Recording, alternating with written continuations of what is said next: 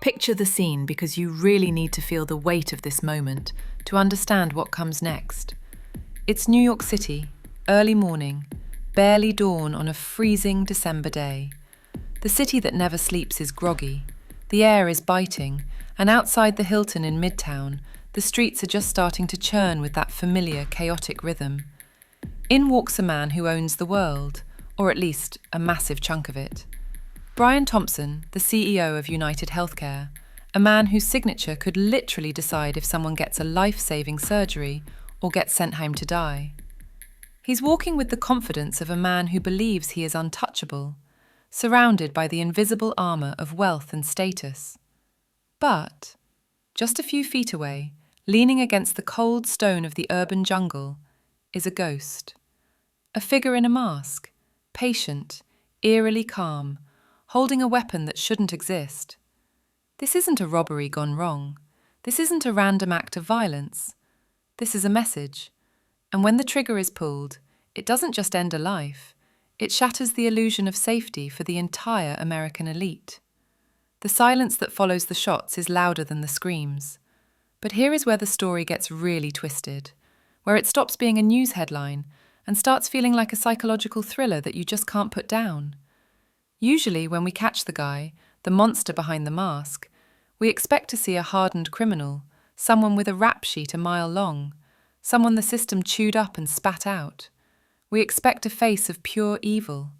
But when the police finally cornered the suspect in a McDonald's in Altoona, Pennsylvania, of all places, eating a sandwich while staring at his own wanted poster, they didn't find a monster. They found Luigi Mangione. Look at him. He's the guy you'd want your daughter to date. A handsome Ivy League graduate from the University of Pennsylvania. A valedictorian from a prestigious private school. A guy who came from money, who had the golden ticket to life, who was supposed to be sitting in a boardroom, not a jail cell. How does a golden boy turn into a ghost gun-wielding assassin? That is the question that is keeping everyone up at night.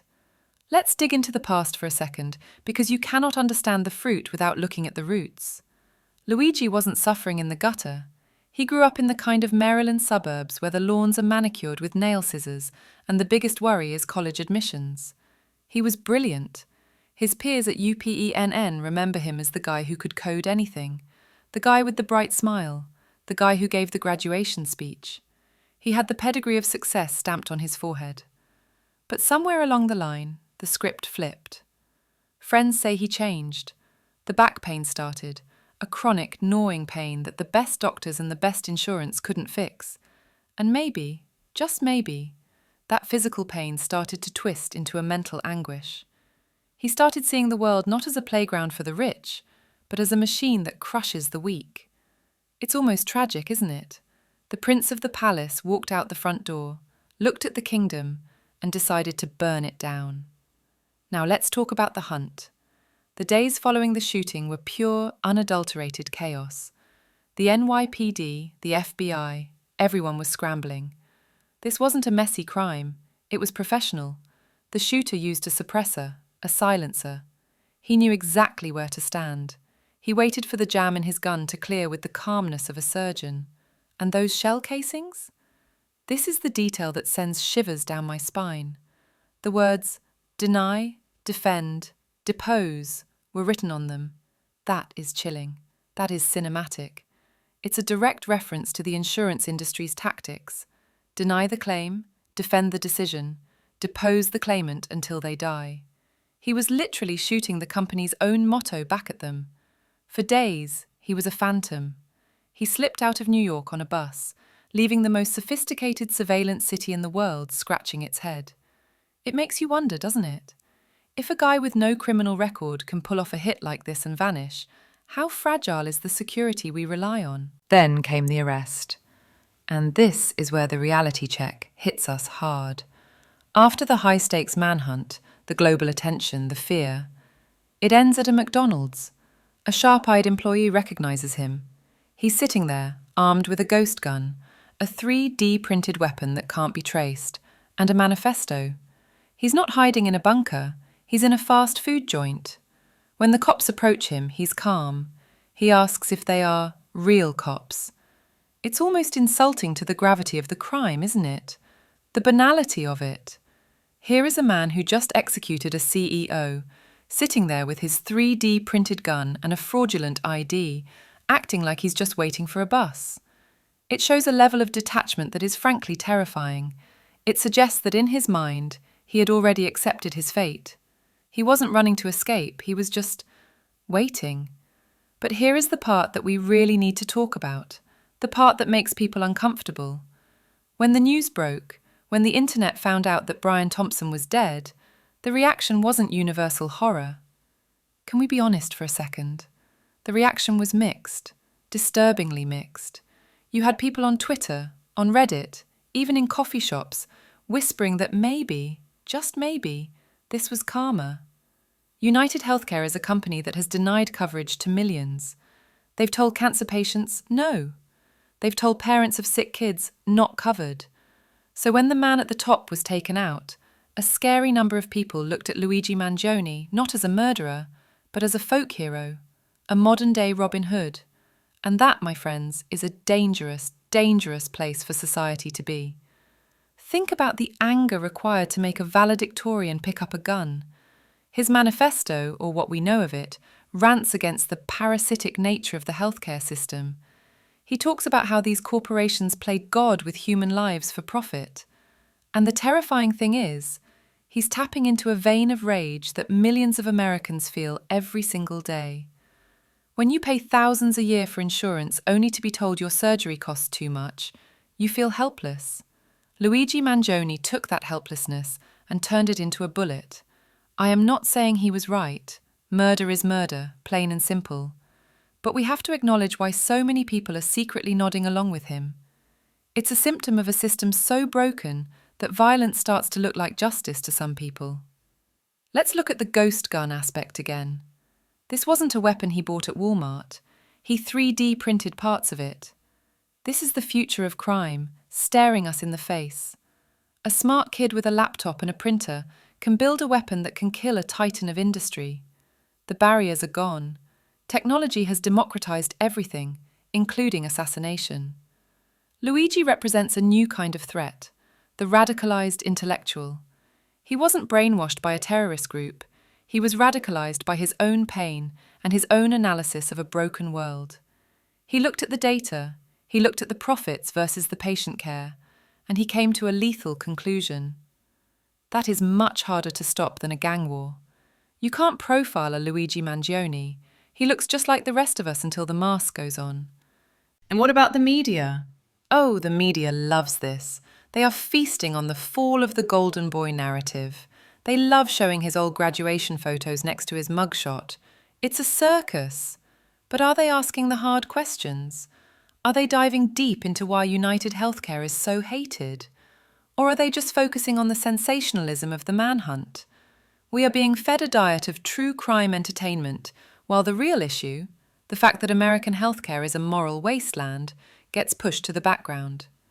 Luigi is the villain, yes, but he's also a mirror. He's holding up a mirror to a society where money matters more than life, and nobody likes the reflection they see.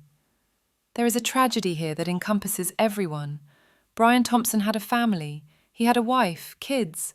Regardless of his business practices, he was a human being who was gunned down in the street. His family has to live with that trauma forever. And Luigi's family? They are devastated. They are wealthy, respected people who now have to watch their brilliant son rot in a cage for the rest of his life. There are no winners here. It's just a pile of broken lives sitting on top of a mountain of corporate greed. It's a waste, a total, heartbreaking waste of potential on all sides. As we move toward the end of this dark tale, we have to ask ourselves, what happens next? Does this change anything? Will UnitedHealthcare stop denying claims? No. In fact, they'll probably just increase security for their executives. The walls will get higher. The separation between the rich and the poor will get wider. Luigi Mangione didn't start a revolution. He just gave the system an excuse to arm itself. Acts of individual violence never fix systemic problems. They just create martyrs and monsters. But the fact that he felt this was his only option, That should scare the hell out of all of us. We are living in a time where the social contract is fraying. When people feel like the rules are rigged, they stop playing by the rules. Luigi Mangione stopped playing by the rules. He decided to write his own ending. And while we condemn the act, we cannot ignore the message. The bullets had words on them for a reason. Deny, defend, depose. Those words are etched into the pavement of New York City now, just as much as they are etched into the casings. So, what do we do with this story? We don't idolize the killer. We don't celebrate the death. But maybe, just maybe, we use this shock to demand better. We demand a world where a smart kid doesn't feel the need to become an assassin to be heard. We demand a healthcare system that cares for people instead of profits.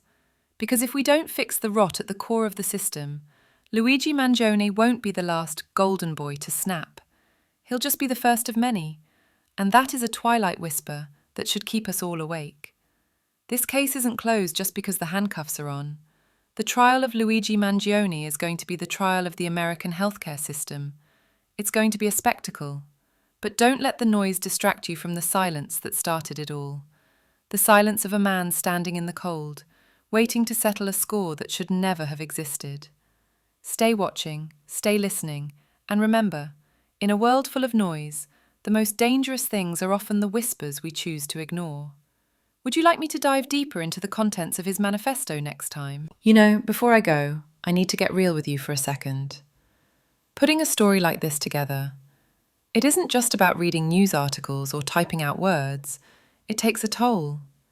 Spending days inside the mind of someone like Luigi, trying to understand that level of desperation, trying to piece together the tragedy of a family destroyed and a system broken, it honestly weighs on my soul.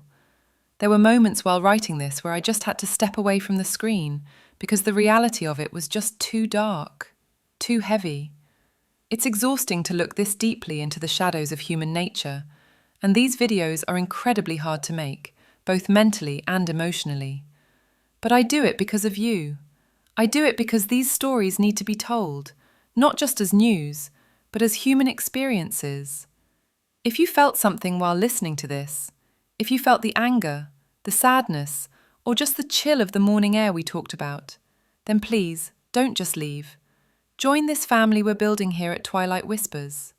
Hit that subscribe button, not because the algorithm wants you to, but because you want to be part of these late-night conversations. It tells me that this effort, this emotional heavy lifting, is worth it.